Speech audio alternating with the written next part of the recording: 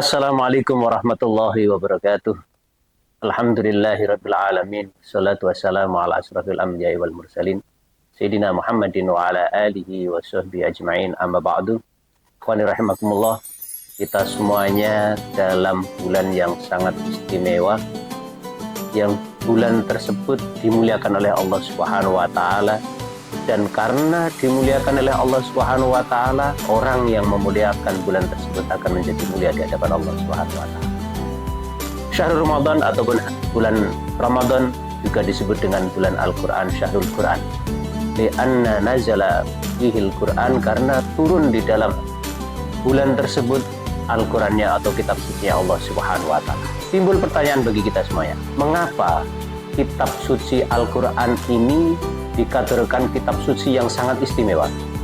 Mengapa Al-Qur'an ini termasuk kitab suci? Ternyata ada 3 alasan yang menjadikan Al-Qur'an sebagai kitab suci yang sangat istimewa di hadapan Allah Subhanahu wa taala untuk makhluknya.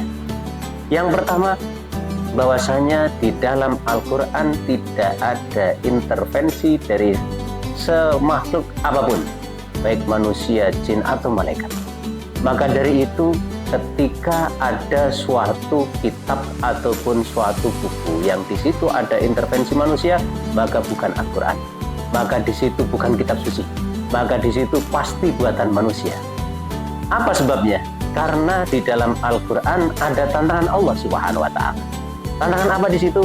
Coba kita buka dalam surat Al-Baqarah ayat 23. Wa in kuntum fi raibim mimma nazzalna 'ala abdina fa'tu bi suratin min mithlih wad'u syuhada'akum in kuntum shadiqin.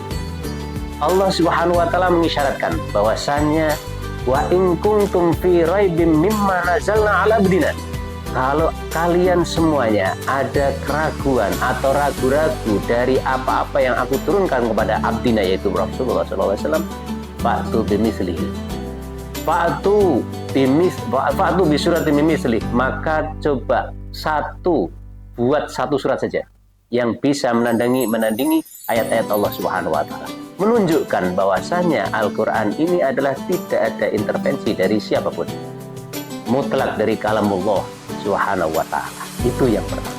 Yang kedua, mengapa Al-Qur'an ini kita yakini sebagai kitab suci? Yaitu isi dan ajarannya sesuai dengan fitrah manusia. Fitrahnya manusia, salah satu contoh, seorang laki-laki senang dengan seorang wanita, seorang wanita senang dengan seorang laki-laki. Maka kalau ada isi yang terkandung bertentangan dengan fitrahnya manusia, maka di situ bukan kitab suci. Salah satu contoh, makanya Allah Subhanahu wa taala mengisyaratkan fankihu ma tabalakum minan nisa'i masna wa thulatha wa ruba', menunjukkan tentang nikah itu adalah antara laki-laki dan wanita.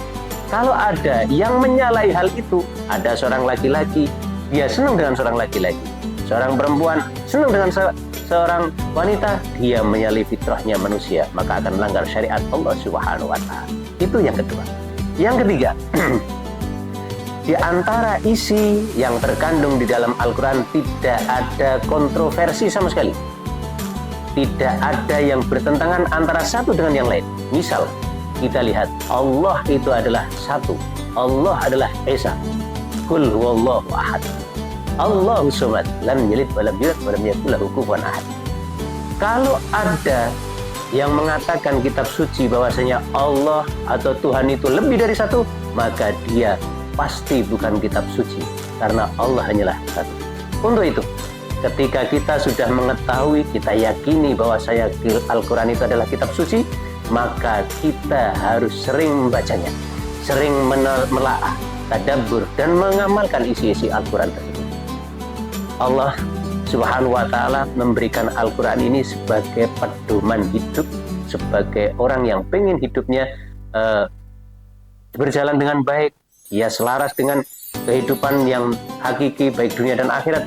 Peganglah Al-Qur'an. Sampai-sampai Rasulullah SAW mengisyaratkan afdalu ibadati abdi qiraatul Qur'an. Paling afdalnya ibadahnya seorang hamba, hambaku yaitu hambanya Allah adalah Al-Qur'an.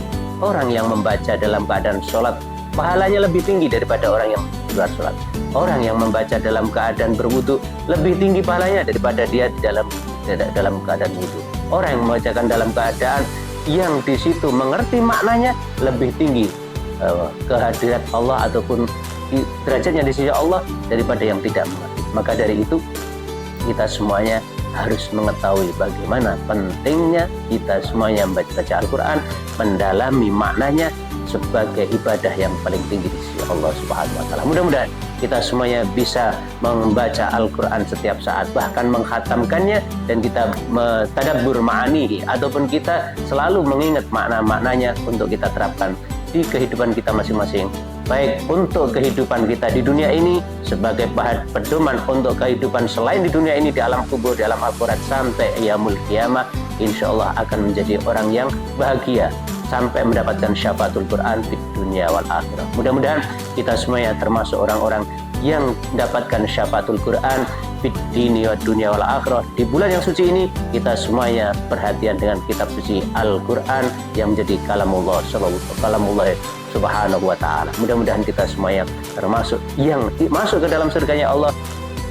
Man ja'alahu amamahu qadahu ilal jannah. Orang yang menjadikan Al-Quran itu di depannya atau jadi imamnya, dia akan masuk ke dalam surganya Allah. Namun man jalahu khalfa dhahri saqahu ilan nar. Orang yang menjadikan Al-Quran di belakang dhahrnya atau di belakang punggungnya, dia akan menuntun kepada nerakanya Allah Subhanahu wa Ta'ala. Mudah-mudahan bermanfaat. Kurang lebihnya mohon maaf. Assalamualaikum warahmatullahi wabarakatuh.